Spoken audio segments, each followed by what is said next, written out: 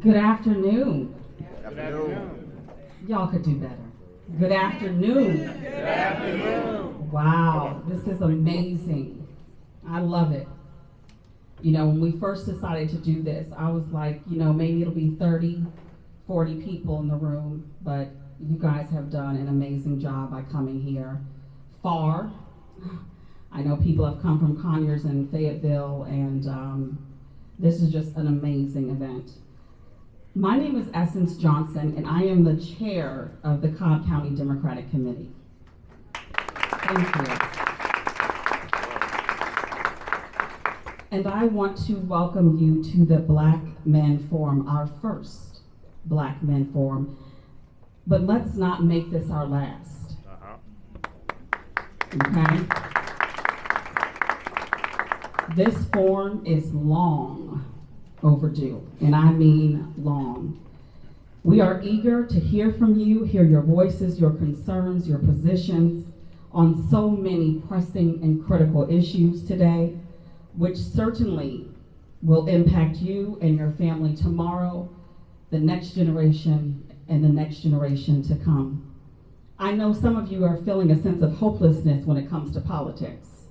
Your voices should be heard, you should be represented in our government, and you should definitely have a front seat at the table. Right now, that's not true. We in Cobb County are listening. I have been acting chair first after the former chair resigned to run from office, and I took the oath of becoming your chair in May 19th, 2024. I say that I'm a different type of chair. I have a responsibility to my community, my people. I have a responsibility to my 12-year-old son who is constantly asking me, what are you doing to make the world better for me? That's a heavy question when a 12-year-old is out and about and listening and hearing or being called names. I'm raising a prince to be a king. I need him to understand the role that he has as his community, and I need him to be seen and heard and respected in his community. So that's why I do what I do every day. There's a lot of people in this room who are also working tirelessly to ensure that Black men are heard, Black women are heard. And I'm going to stop right there because I forgot to do something. I forgot to do two things. One, we need to open up with a prayer. So Reverend Flippin, if you don't mind. The essence of the Spirit, pun intended. Let us pray. We can't hide today that we are excited about the possibilities ahead. In fact, personally, I've not felt this type of energy since 2012, maybe 2018. But we humble ourselves before you because you have planted us here with the Cobb County Democrats. Lord, we thank you for those who have planned, Brother Ali and Chairwoman Johnson. We ask that you fill the uncluttered spaces. Help us to fill up with your strength. Keep us mindful, O God, that you do not call us to be cool and comfortable, but rather hot and bothered by the needs of a weary world. We come to you specifically to ask that you glean in us about the role of Black men, those with fleecy locks. We ask that you give the spirit of wisdom, that the Spirit will intercede among the panelists and those who ask the fruitful questions. We ask that those things that are cumbering beneath our very feet in the midst of danger and destruction, malice and malady, to know, blessed Creator, you are a rock in a weary land. As oceans rise and thunder rolls, when we soar with you above the floods, above the clouds, beyond the turmoil and the chaos, we still ask you to disturb us as elected officials to reduce crime by identifying the systemic evils that give rise to this institution. Disturb us, gracious Creator, to redevelop this great county in innovative ways, to reclaim abandoned and discarded communities, that they will become vibrant communities of social change, that we are not crazy enough to believe in the beloved community, stabilize neighborhoods, and facilitating a network of neighborhood associations throughout this county, that we continue to guide not only this county, not only this state, not only this nation, but the global marketplace. Disturb us, Lord, when our dreams have come true because we dream too little, when we arrive safely because we have sailed too close to the shore. Disturb us, Creator, to dare more boldly to venture on wider seas where storms will show the transcendent force mastery, to lose sight of land and follow the vision of that we shall find the stars. We ask you to push back the horizons of our hopes and to push us in the future of strength, courage, hope, and indeed love. In our Creator's name we do indeed pray. Amen. Amen. And next we'll say the Pledge of Allegiance, and I'll ask Eustacia McLeod to come up. Can we get everybody to stand I pledge allegiance to the flag of the United States of America and to the republic for which it stands, one nation, under God, indivisible, with liberty and justice for all.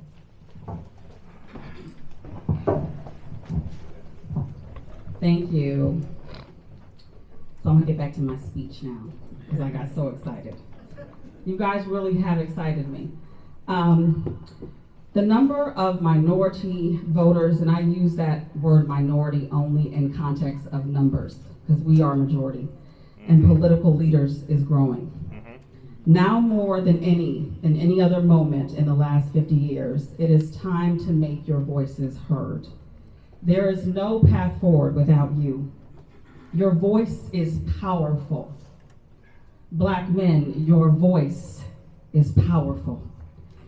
There are over 1 million black men in the state of Georgia that are eligible voters. And estimated that number of black voters will be 33% of the state's eligible voters this year. Wow. But we have also seen in the primary turnout in the state of Georgia, it was extremely low. Just this week, the Georgia superintendent tried to deny students access to Black history. That's right. They don't want our history. We didn't ask to come over here.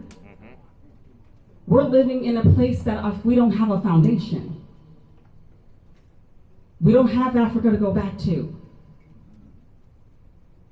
So we have to use our voice and vote and get active. This year, the Georgia General Assembly voted to take away funds from 25% of schools, most of them black, rural, and give money to private schools. That sounds like Project 2025 started. I say all this not because I want to scare you, but because I want to show you the power of white people and white Republicans. I can't promise that everything will be better, but we have to fight to make it better for ourselves. Our power is your power. When Republicans attack black women, they also attack black men. We can change it, you can change it, and it all starts now. I will be remiss, again, this is a black-led forum, so I'm gonna sit down, because you know I can talk. But I would be remiss not to acknowledge our elected officials that are in the room. Senator Doc Rett, there he comes. All right. All right. Representative Terry Cummings, Commissioner Monique Sheffield, Representative Mary Frances Williams, and Representative-elect in the corner, Makia McQueen. All right. Then we also have some candidates who are running. General Sean Harris, who is running against Marjorie Taylor Greene out of CD14, and Danielle Bell. Stand up. No, stand up. I have to also thank this wonderful panel. You know, it's a pure joy to be able to call brothers to come up. There's one we've been rolling for a while, Dante Carter up here. Him and I have been rolling for a while. And if I say, hey, I need, can you? He delivers. You know, I think it goes both ways, but it's a pure pleasure to have this board, the panel up here. And then also, Dominique Ali, who is over in the left in the bow tie. Yes, yes.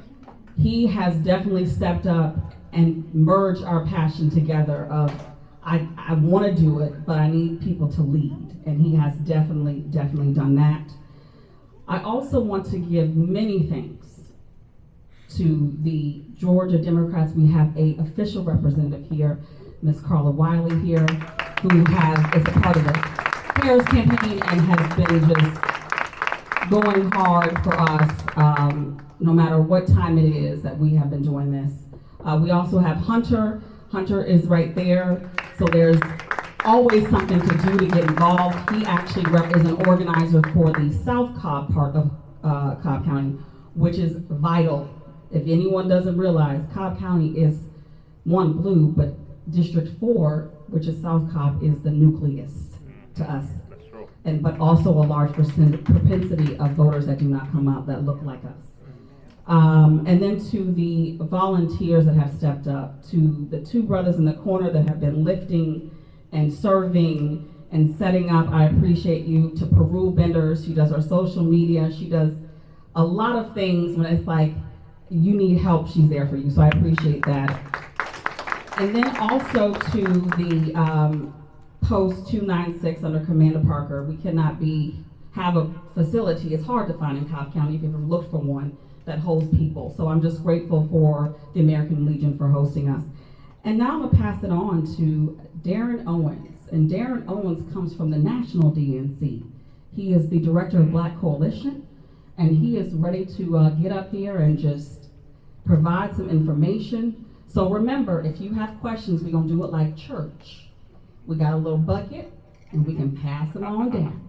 So we want you to have questions. Like, we don't have all the answers.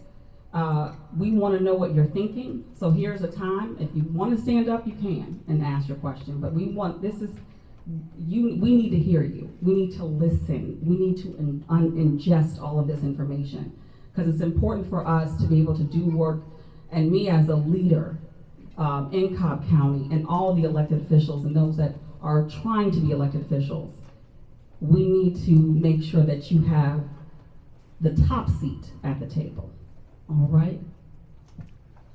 So let's give it up for Essence. Thank you so much for the invite. I'm in town. I'm wearing a hat, y'all, because I got locks. And it's been a minute since I've been on this road that I got touched up. And so I was in town this weekend. I only go to my lady for 6 years now. I only go to her. And ended up getting caught up in a lot as we do in this work. But appreciate the invite. As she mentioned, I'm the Black Coalition Director at the DNC.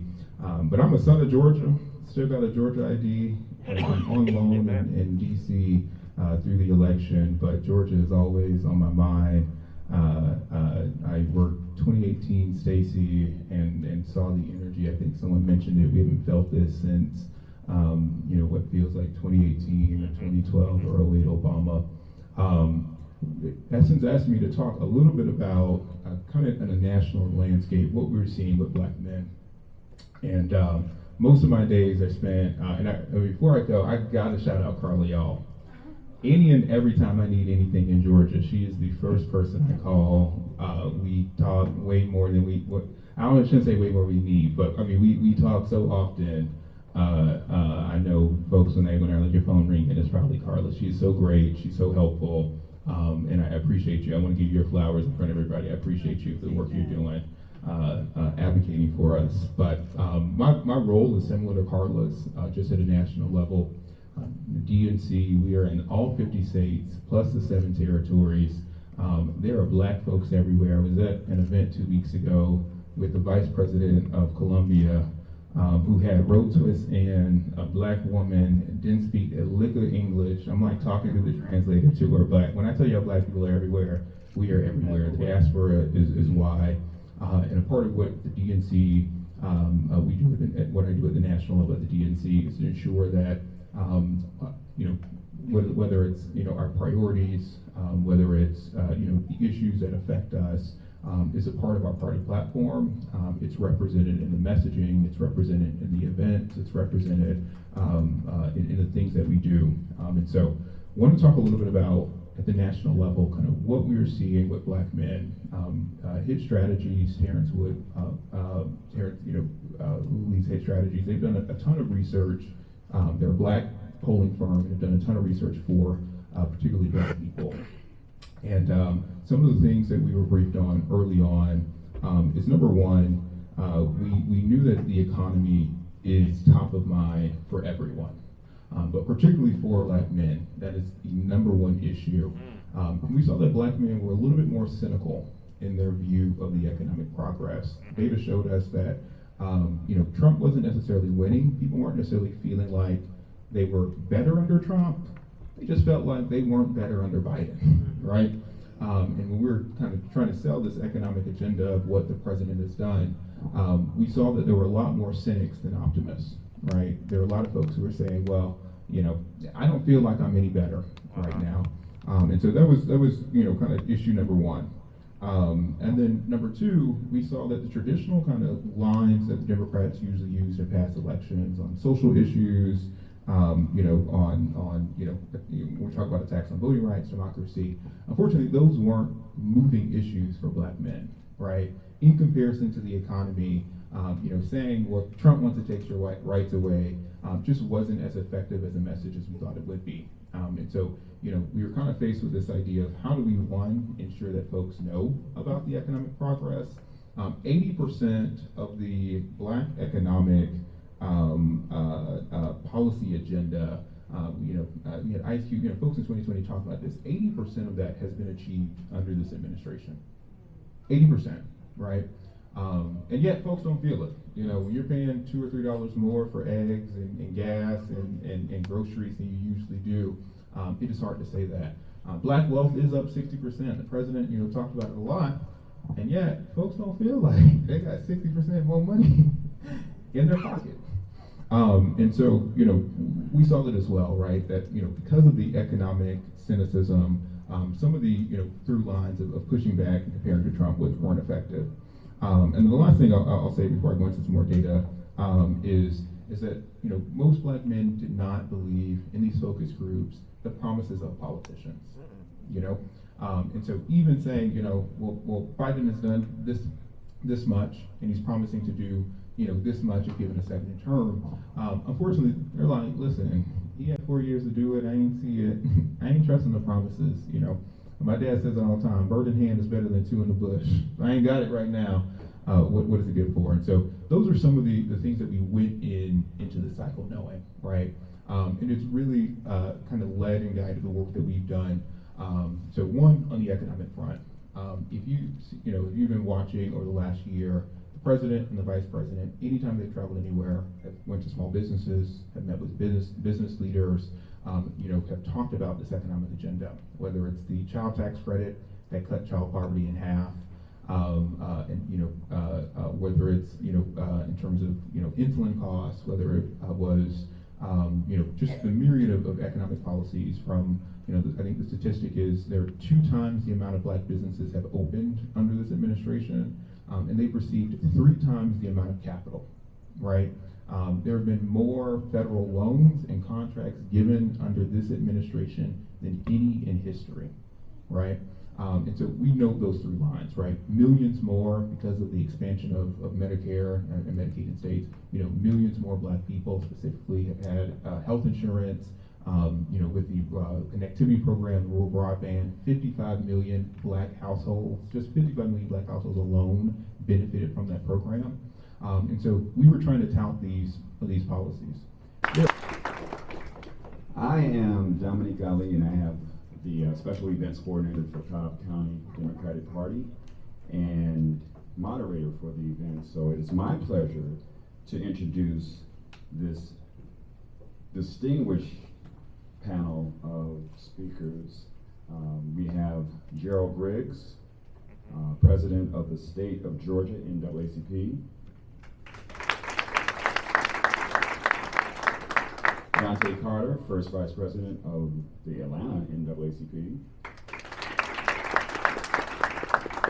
Zay Brewer, President of the Young Democrats of Cobb County.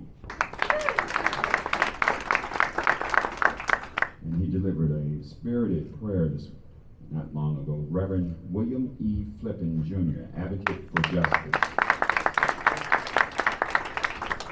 This part of the program, we're going to move into some Q&A. And these questions are for the panelists, so feel free to answer or raise your hand, and I'll bring the mic down to you. First question is, how do we re-engage black men and aid them in their navigation back to the polls? Who would like to take that question? Thank you, and it's great to be here in Cobb County. As a former native of Cobb County, it's always good to be back here. My mother still lives in Mableton. But I think the key is to actually speak to black men. I think from 2008 to now, there's been a narrative that black men don't vote. And that couldn't be farther from the truth. I think in the last 3 elections, we voted at 80%. Of course, we weren't able to catch our sisters at 90%, but we are voting. And so I think the main issue on both sides, and again, the NAACP is nonpartisan, but we're political as hell, quote from our national president. You have to understand that a lot of promises have been made by politicians that have not been kept. Let's be clear, the NAACP is the oldest civil rights organization, so we need to talk about what happened in 2020. What happened in 2020 is people were fighting the twin pandemics. They were fighting racism 1619, and they were fighting COVID-19. And the one that was the most dangerous was racism 1619. That's why the young people were outside, they were protesting, they were elevating their voices, and then they went to the polls. They went to the polls in record numbers, especially here in the state of Georgia. And the demand that the young people had was what? No justice, no peace. It wasn't to defund anything. It wasn't to have a war on law enforcement. It was no justice, no peace. Now, the issue that I think that's not energizing black men is we didn't get no justice. You know, we are about to go tomorrow outside to protest for a young black woman that was killed in her kitchen by public servants. And so we need more than thoughts and prayers. We need the George Floyd Justice and Policing Act, which was a platform of the former president, the current president, now the former president. Also, we were outside because people were trying to take our voting rights. And so there was a legend in this state, I think his name is John Lewis, who said the most powerful nonviolent weapon we have is the vote. So it's discerning to me as a black man, but more importantly, me as the president of the NAACP, that the NAACP has sued more than the Justice Department on these issues in this state and around the South. So if we're going to energize black folks, we got to do more than talk. Yeah. Talk is cheap in the black community. We like action. And so the message that I would like to relate, which I related to the current president of the United States, the former president of the United States, and the vice president of the United States, is Georgia is waiting for our deliverables.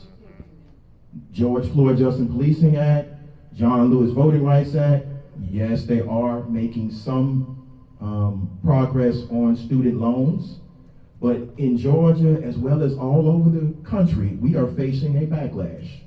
And so when black folks face a backlash, we go into the bunker with one another. We know we got each other. And so I think what you've seen over the last few days is the enthusiasm that black folks realize that black folks got black folks. And so now it's time for everybody else to recognize who saved the democracy, who continues to save the democracy, and that the democracy owes us deliverables. Come on. Because I've been in the barbershops, I've been in the beauty salons, I've been in the churches, and I've been in the hood. Why am I the only person knocking doors in the hood? Come on. Me and Dante knocked doors. They was like, it's the first time I've ever seen a politician in the hood. And I had to tell them, I'm not a politician, I'm a freedom fighter. Come on. If you want black people to turn out at the polls, you gotta have a conversation with them with deliverables. And there's still time. I know that George Floyd Justice Policing Act did not pass the Senate, but there was a deal on the table that would have passed some of it. The president has the power of executive order. We saw it for 4 years. Because remember, black people have been going through this battle for democracy for about 400 years. But we now have seen a former president do things that we've never seen before. So my question is, that president had that type of power to build a border wall when Congress said no.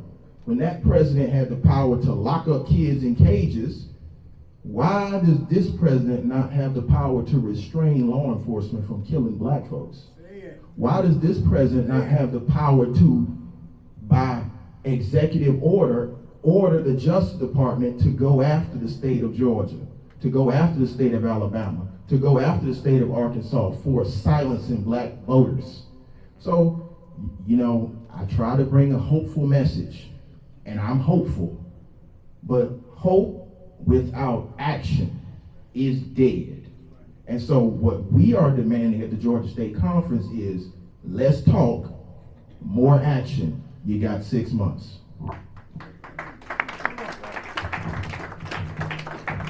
Thank you. For good brother Zay, young Democrats of Cobb County, as a young black man, why do you vote, and what is the importance of doing so?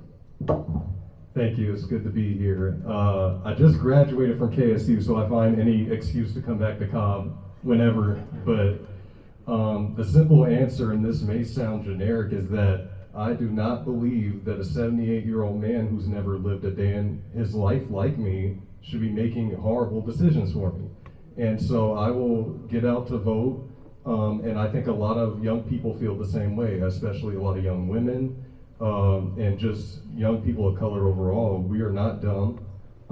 We know what's on the table, and you know, I like what President Griggs just said, and I think that is a problem, especially with young voters, of why they're frustrated. Is that I disagree with the Republicans on a whole lot, but one thing about them is that when they get power, they do stuff. It's not good stuff, but they do stuff.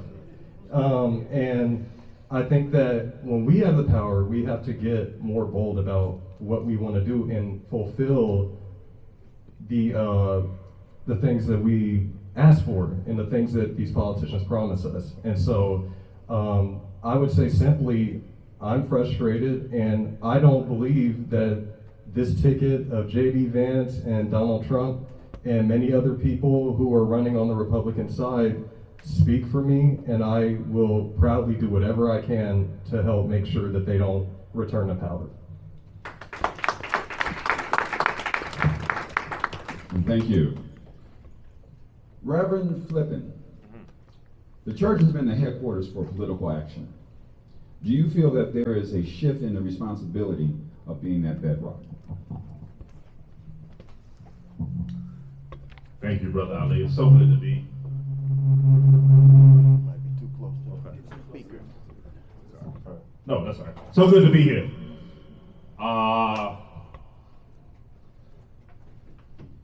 I do think that there has been a shift from the church to activism. On one hand, I think that is good. You know, the Black Lives Movement matter didn't come out the church.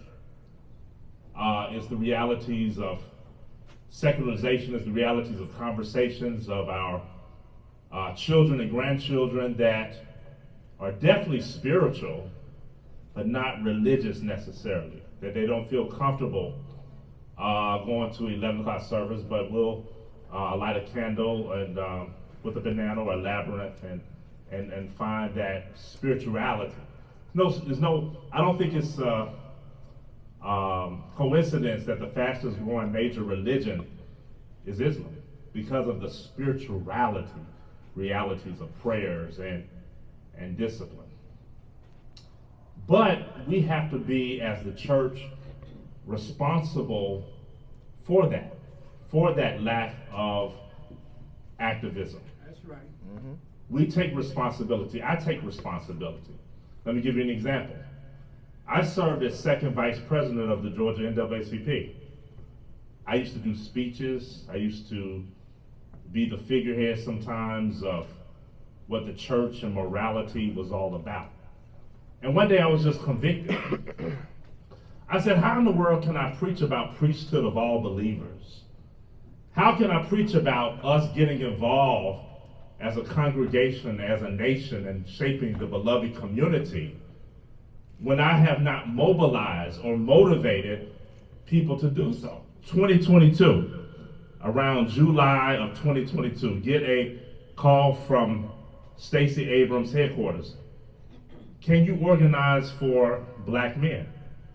Okay, we love Stacey Abrams and those sort of things, and we tried to mobilize and we tried to do certain things for the last 4 or 5 months, but it was a fact that there was some sort of apathies among African American men within the church.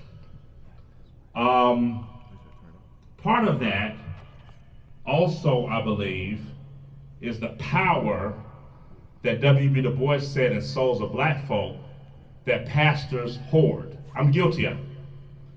W.B. Du Bois in the Souls of Black Folk says that the preacher is the greatest person that could be the personality that has ever been created in the African American community. And I guarantee you this, that in the next couple of months, you're going to see prominent pastors who speak for our community.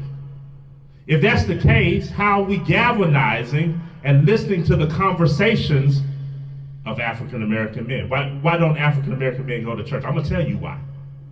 Because the power of the pastor to tell your wife who is ushering, can you move over here? And they rush and move to the other place. And the husband is looking there and says, she don't even run like that to give me a grilled cheese sandwich. Men see that. Men feel that. Women come to Peter and says, we're members of this new religious order called Christianity. What should we do? But Peter says, he says, submit to your husbands. And God knows I'm not a chauvinist, I'm a womanist, I'm a feminist. But I say that I'm guilty. And what I want to do a better job, and what we should do a better job, is not me being a sage on a darn stage, but we galvanize and hear the voices of African American men and their diversity. Thus, we can form a collective, not just within the church, but in all of society. And I believe that can happen, and it will happen.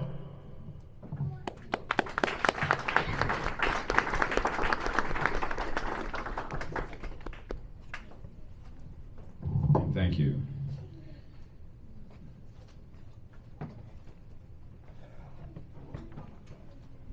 For Dante, black men are considered wild card voters this election cycle, meaning black men are unpredictable voting bloc. Do you agree with this sentiment? If not, what other factors do you believe contribute to this narrative? If so, what other factors do you believe are contributing to its unpredictability? Thank you so much, and thank you all, everybody, for joining us here today. I don't agree with that. I don't. And I think for me, part of the reason is we're dealing with an epidemic of black men not feeling seen, feeling heard, feeling valued. And we feel it. We feel it a lot. And the fact that we go out of our way to take these strong stances for our families, and the fact that we're lumped into this group of white men in this patriarchy, knowing that we don't have that same power. Many of us don't even have the same power to provide for our families. 70% of our communities in poverty, under poverty. As a man in those households, how do you think he feels? I look at my own family. My mother had 4 kids. I'm the only one that made it out. There's no reason I got 2 brothers that are back here still struggling, one with 3 kids. And I mean, when I tell you the apathy is thick with him, he is like, why do I need to come out and vote? What has voting ever done for me? And I think that the biggest fallacy with this country is they keep telling us that everything that happened to us is in the way, way, way past. No. You know, the second man to ever hold my grandmother was born a slave in this country. And we're not talking about that. We're not talking about any of that. Come on. My mother she was literally born without the right to vote. My mother. We ain't talking about me.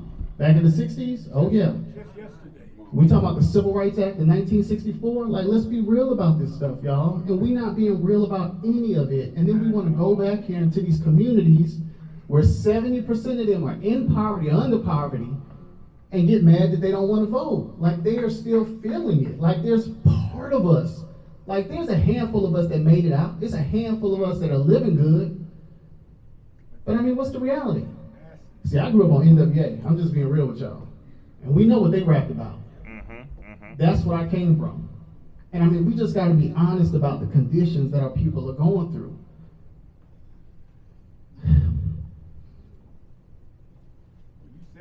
You know, I got a 6-year-old, 6-year-old daughter. Me too. A living household, my family. When do you ever see large numbers of black men with their black wives and their black children as a narrative? We got to be real about these narratives and the impact that they have on our community, and we're not being real about them. There's a study that came out that said that 70% of the black men live in their homes with their child's mother. I mean, you let the media tell it, we ain't around. That's true.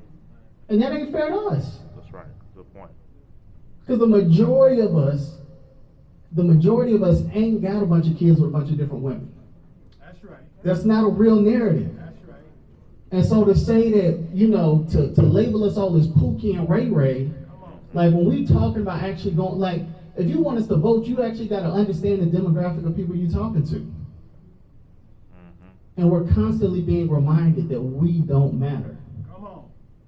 And that's why. So when it's not that we don't want to vote, but the apathy is because we do want to see some wins. We want our women to win, which is why when he quoted those numbers in Ohio, 87% of black men voted in favor. We will stand up for our families. We're going to fight for our families. What I saw in 2020 wasn't a black women's movement. It wasn't a black men's movement. It was a black families movement, and nobody's talking about the black family. Come on. Nobody. And in Georgia, the blackest state in America, we live in the blackest metro in the blackest state in America. And we ain't talking about black families? We got to be real about that. This is the only state in America where the elections are determined based upon how black folks vote. That's a ton of power, y'all. That's a ton of power. And there's no reason we walking around here thinking about how one other group is voting and how they not voting. We have known for the longest how white men are going to vote. Let's just be real. White women too, yeah. But we done known overwhelmingly. But this ain't just about black men. This is about us. Because if you look out in this audience, you're going to see just as many black women as you see black men. And that's the reality, because we all care. Now it's time for us to make sure that when they talk about these narratives, when they talk about our community, that they are giving accurate descriptions about our community, who we are. We've known since slavery, these folks ain't telling the truth about who we are. And when they come into our community, it's time to hold them accountable. It's not just the policy stuff, it's the stories that you tell about us.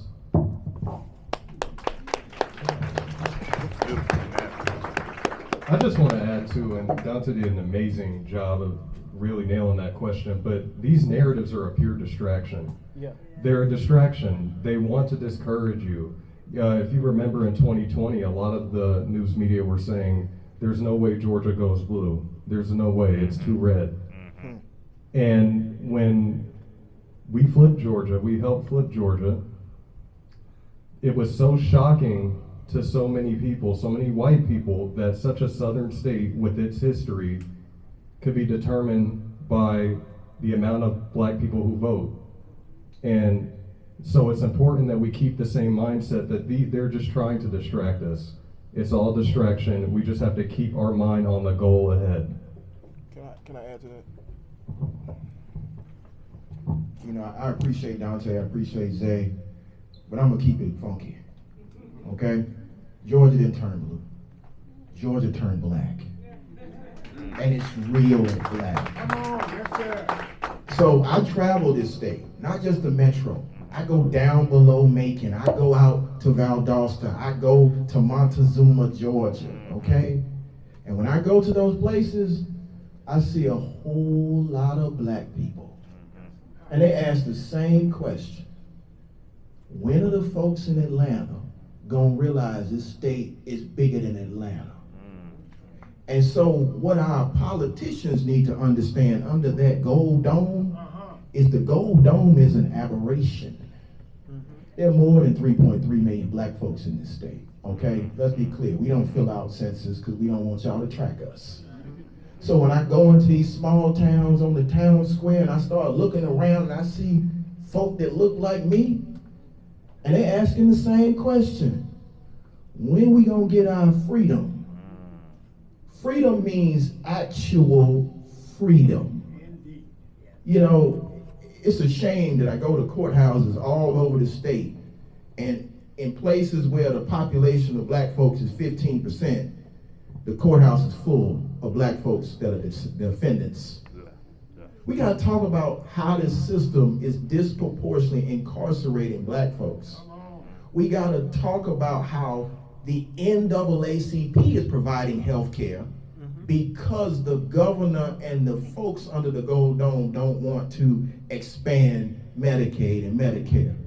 Let's be clear, I heard the man get up here and talk about the funds that came down from the federal government. It didn't come to Georgia. It went in the coffers when they talk about the surplus. Give you another example. We talk about infrastructure, right? I was driving around these roads.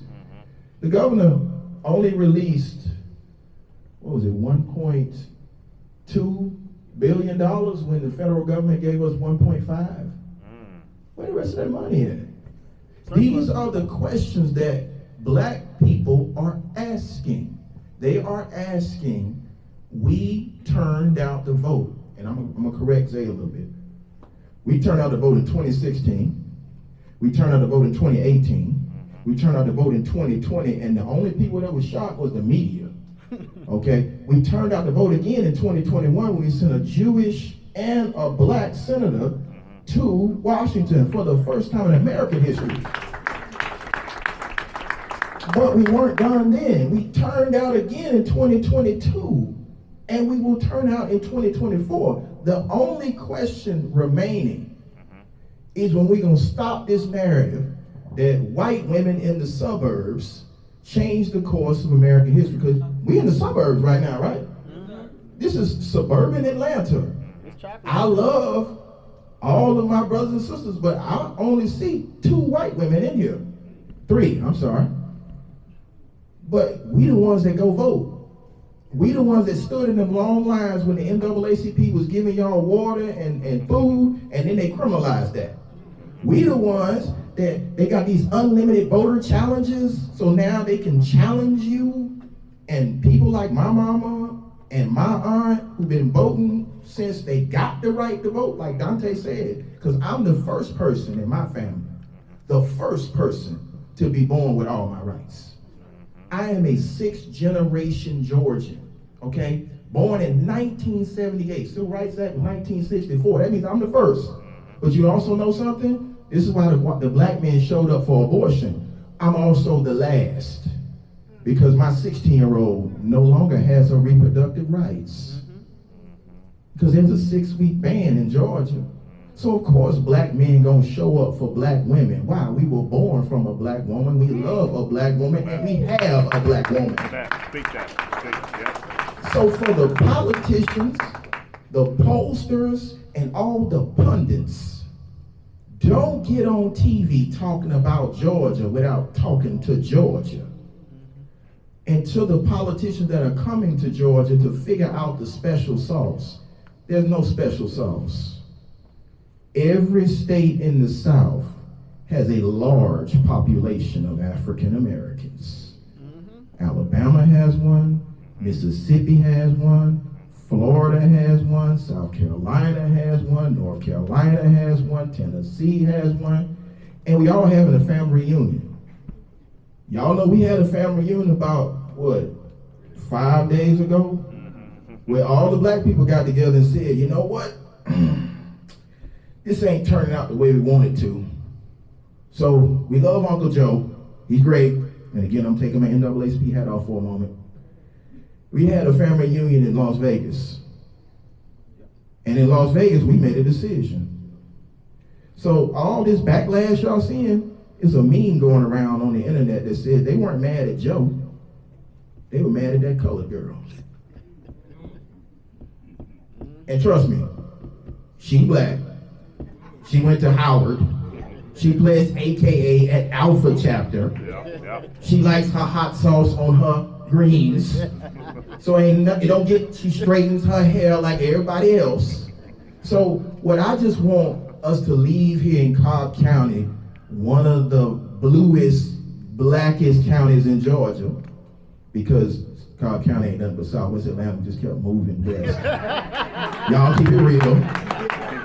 Y'all kept coming down MLK to the turn of the Mapleton Parkway, okay?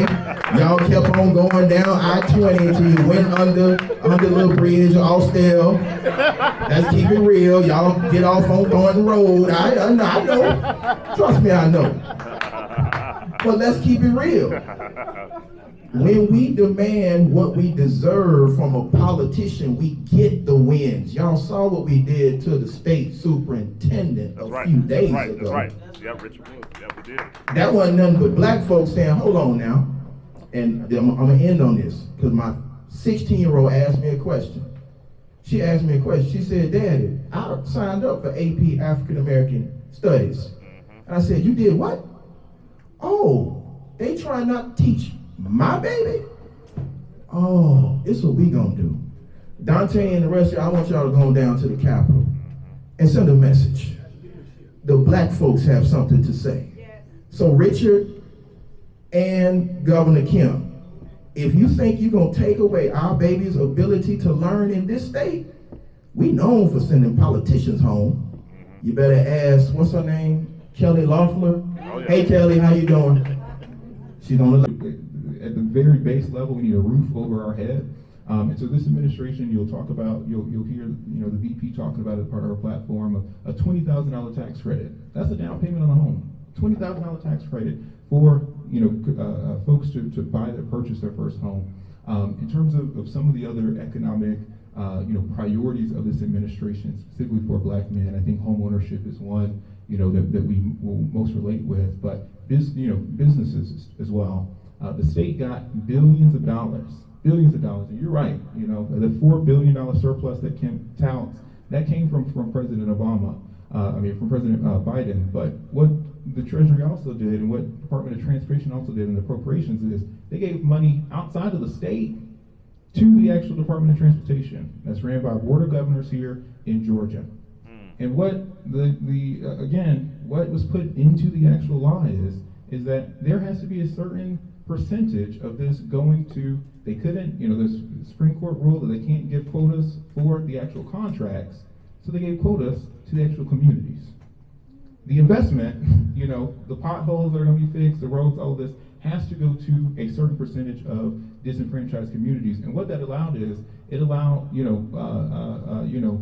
my uncle is one of them, right? You go get asphalt, fill a pothole, apply for the contract, get it.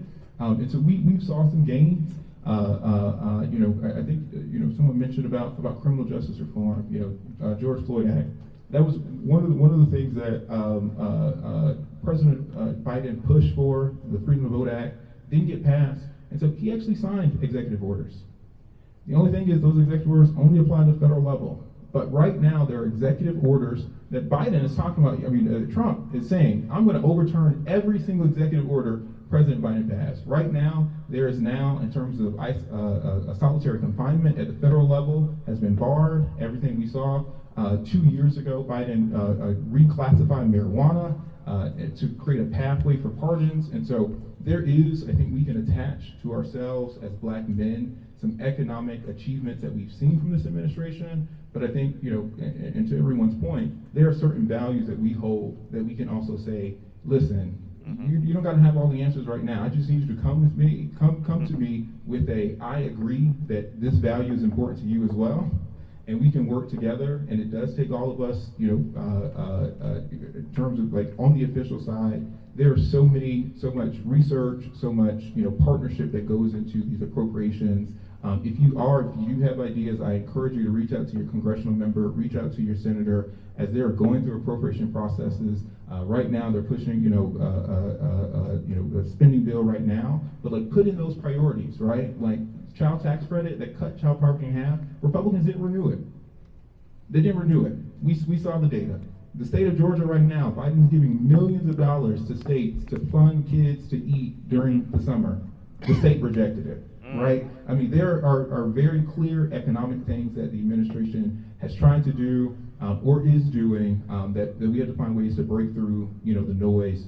But all to say, I think like the last point is, as black men, my encouragement is and I think we do in a lot of instances, but step up in the conversations. I was in Vegas at NAACP. There was a black men panel, and one of the guys said something that was really important. He was like, the difference between black men and black women is black women are so used to investing in their families and their communities in a way of patience that black men don't have. You talk to that cousin who's like, I'm not gonna vote, and you're like, okay, he a knucklehead, like you end the conversation. Whereas black women, will go in and chip away and chip away and chip away. And I think that type of investment, that type of patience needed to ensure that the folks who are feeling apathetic, who feel like they don't see the progress that is being made, as black men, I think we can take that up to say, you know what, if it's two of my nephews, or my cousin, whoever who feels apathetic, who doesn't see it, I'm gonna have the patience to keep coming back. And I may not see it in the first conversation, I may not see it in the second one, but I'll keep investing. Okay, thank you so much. We're going to get a question from the audience. Thank you. First of all, I came here because I saw our state president, Gerald Griggs, was here, and I know his strength and his leadership, and I'm so thankful and grateful that I realized he got a chorus of other strong black men. So I'm so thankful for this new generation of leadership that is coming up right there, because you all represent strength. In terms of power, no matter which party, whether it's Trump or whether it's Kamala Harris, the vice president, when they come to Georgia, when they go to that Jewish community, they're going to go there and they're going to petition to get their vote, because that Jewish community is going to present some demands for them if you want my vote. We just saw in Michigan, you had over 100,000 non-committed votes, and they're going to go to Michigan to petition for those who fight for those votes, because their leadership had enough strength to realize we have some power, and we're going to threaten to withhold our vote. Our problem is we don't make no demand. So I'm asking, if this time, no matter which one of them come, will we put forth and be willing to threaten to withhold our votes, but we got to put some demands on them. So I'm asking, what do you think about that? Thank you. And just a little housekeeping, if we can keep the answers to 2 minutes, I certainly appreciate it. So the answer is absolutely there will be a demand. And I was listening to the conversation earlier, And the thing that I get from politicians, and this is no disrespect to a politician, but I'm tired of the doublespeak. Come on. I'm tired of we need to have a conversation with black men to be more patient. Let's talk about the war on drugs and the war on blackness.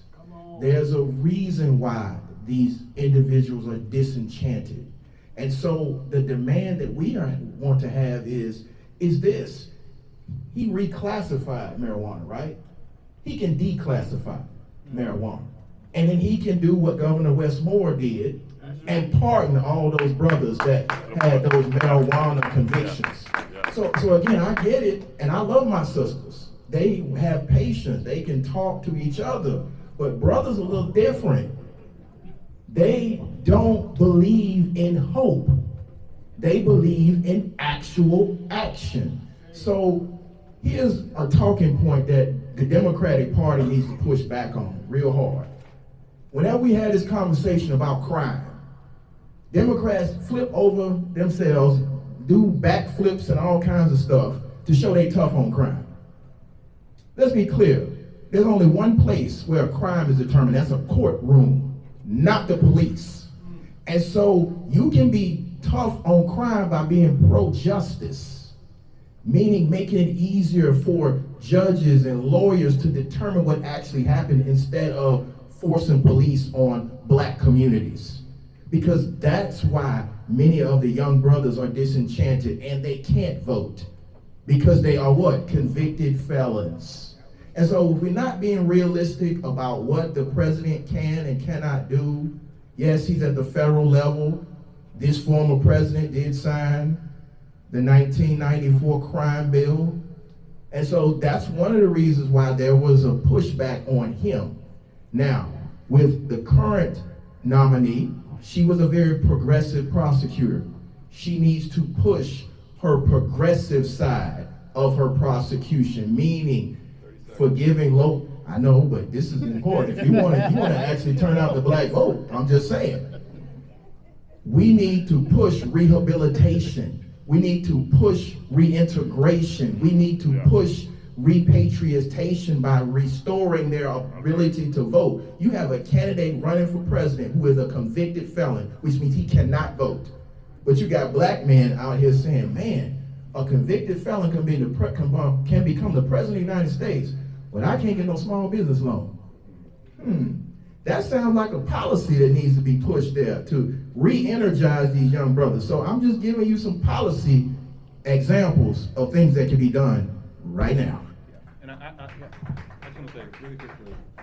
President signed 2 presidential executive orders pardoning at the Live stream. You better ask, what's the other guy's name from Sapelo? One of them islands out, Sea Island. David Perdue, sent him home too. And then ask Herschel. We ran Herschel all the way back to Texas. So again, y'all, recognize your power and demand accountability for your vote. We gonna vote in November. The question is, what we gonna do on November the 6th? Because remember the last time we showed up, it was a January the 5th, Negroes showed up. And then on January the 6th, folk lost their mind. But here's what I know is gonna happen on November the 6th. On November the 6th, there's gonna be a candidate for president who loses. And then he's going to prison in a Georgia prison. Because Georgia really is about law and order. We're about law and order for everybody. So let's just make sure we are, focused on what the goal really is. The goal is to make history for our babies. Amen. Amen. Amen. We can't talk about what Dr. King did in this state. We can't talk about what John Lewis did in this state. We can't talk about what John Dale and all the super powerful black women that are named and unnamed, like Coretta, have done in this state without honoring the legacy by not only showing our ancestors our power, but showing our descendants I know we showed my baby a couple days ago that when you piss off black people in this state, you find out real fast.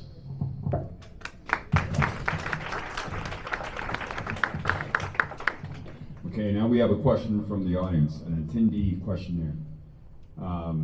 A student, Jake Hayes, asks, what policies, if any, affect black men that perhaps the party doesn't give enough attention to?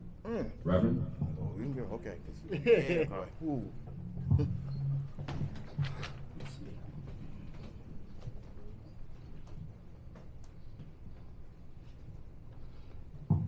I have to go back to economics.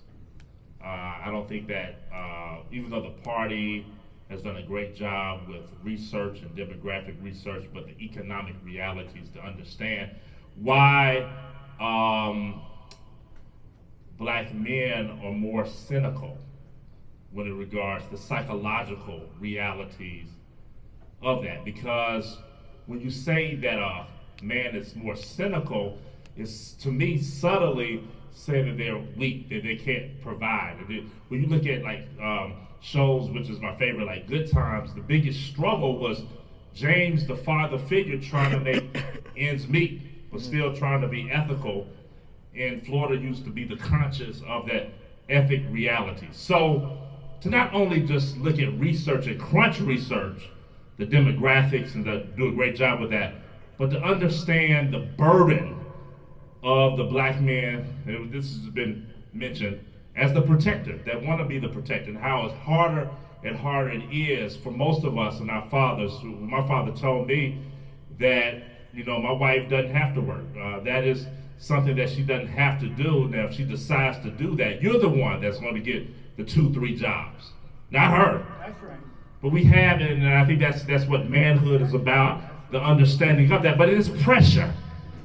When you see inflation, when you have to decide whether you get your kids Christmas presents or you beg, borrow, and other things. So I think that to understand the psychological realities of cynicism, and not make it a negative term, but to realize that it's a part of manhood, masculinity, and being the provider and protectors that we are.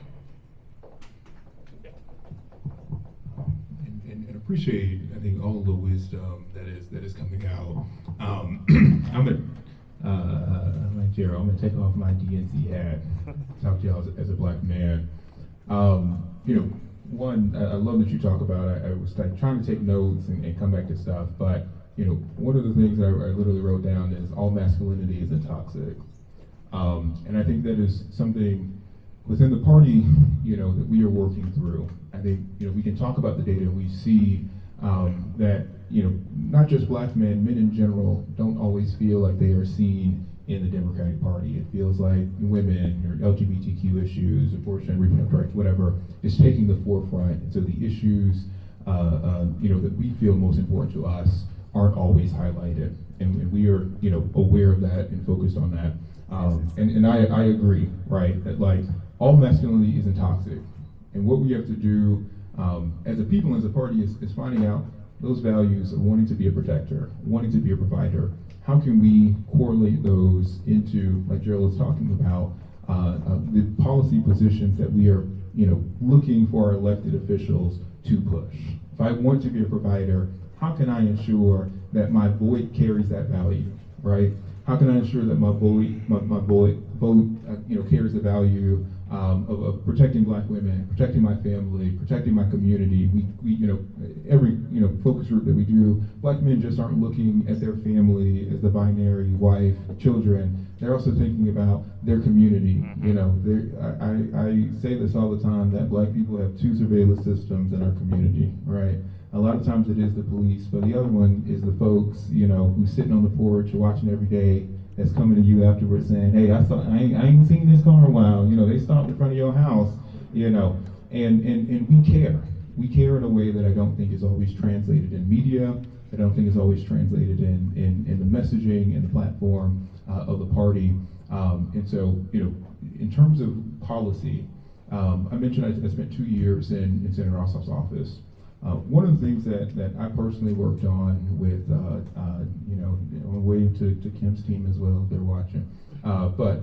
Kelly Fard, with the Office of Planning and Budget at the state level, was a good partner in ensuring that Treasury, Biden put in, and I do believe, and this is the party out hat on, that Biden has been one of the most successful presidents in our administration because he knows how to play chess, not checkers.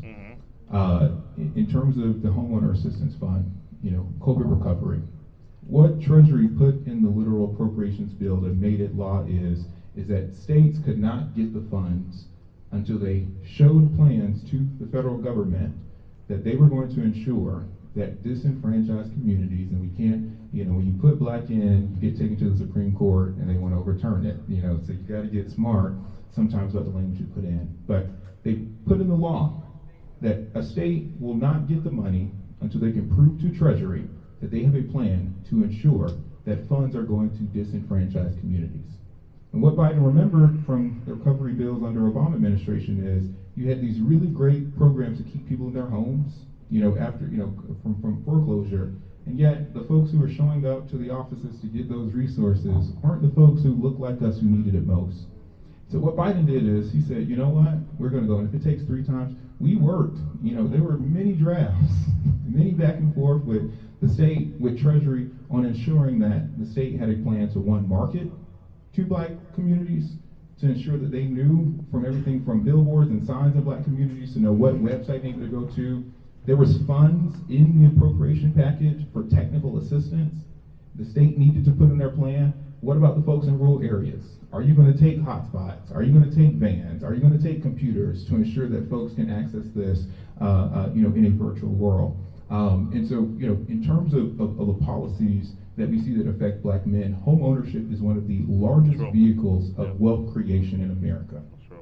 It's why the Homestead Act, they're benefiting from it. Black men coming back from World War II weren't allowed to take part in the GI Bill, what their white male counterparts were, right? I tell the story of there's a barbershop owner in Vegas who talks about benefiting from Obama housing program, takes the home equity out of his home a few years later, opens his first barbershop. Now he has 3 barbershops and a cigar lounge just from that single investment of home ownership, right? That is a value that we have, we want to be able to provide. We can only do it at the federal level. Marijuana offenses, 2. So if you for nonviolent offenses, but Obama pardon more. Obama no, I'm pardon saying so this pardon is a blanket pardon. So anyone in the U.S. with federal nonviolent offenses can apply and be pardoned. Number 2, 2 years ago, the Vice President and the President announced that if you are a convicted felon, you can now apply for SBA loans. That did change. So on the policy level, I think we have a lot to do with people. Obviously, there's the people don't know the information that has happened, but it has happened. But my point is, Well, I just want to add this too. Demands are definitely needed, but I think, we talk about patience, and ain't nobody got patience with black men. And I bring that point up because if you look at the Democratic voters, who vote 1 and 2? It's black women, and then who comes 2? Black men. Black men still outvote any other group in the Democratic Party, and we don't get any credit for it. And it's hard to believe that you had these men that came out of slavery and 1863, bared arms, got up and fought in the South and helped the Union to win, and all of a sudden they don't know how to fight. They don't have the courage to step up. The reality is we got too many people in the room, and I'm being unapologetic about this, telling us, hey, be quiet. It ain't the right time now. It ain't it. This ain't it. Let's just get these other 2 pieces. No. Nobody else in this country has been through what we've been through as a people. And I'm tired of us having to be apologetic about what we're going through. It's time for us to stop saying sorry, my bad, No. It's okay to step on some toes. That's right. It's okay to have some demands. It's okay to say, I'm tired and I want it now.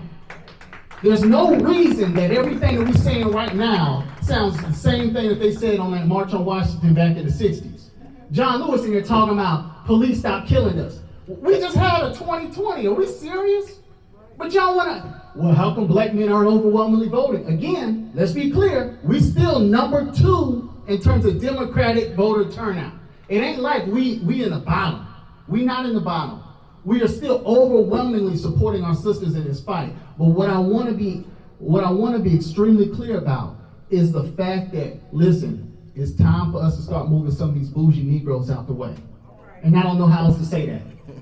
It's time for them to go take a seat. Because I live in Sandy Springs, which is supposed to be one of the wealthiest cities in this city. Yeah, nationally. And we got a 36